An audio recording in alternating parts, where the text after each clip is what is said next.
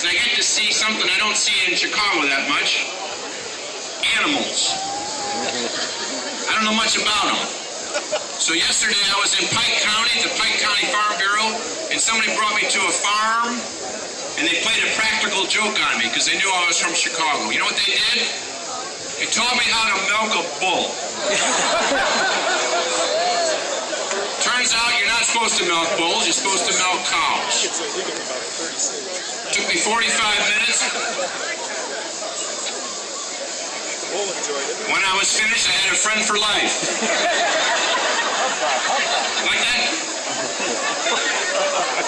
How you doing, Democrat? How you doing, Governor? I'm from Chicago. What do I know?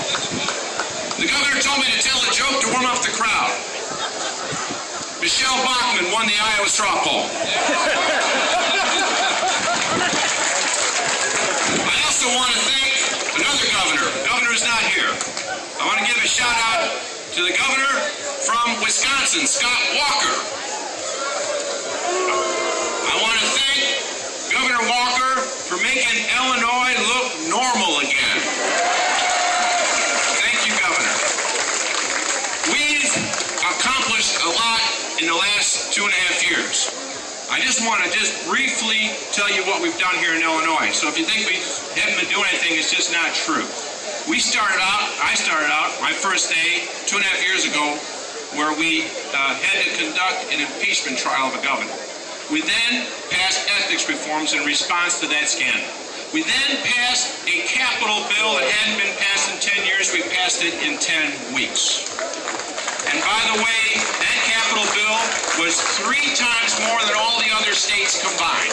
$31 billion capital bill. And since then, we've had the biggest road construction in Illinois' history as a result of that. We then went on to pass tough but constitutional reforms to our pension system that didn't take away any benefits from existing workers, but solidified that program for people who are retired and people who will retire. We then, the next year, dealt with the problem up in Chicago. The state makes a lot of money from conventions that are in place. Some conventioners were thinking about moving.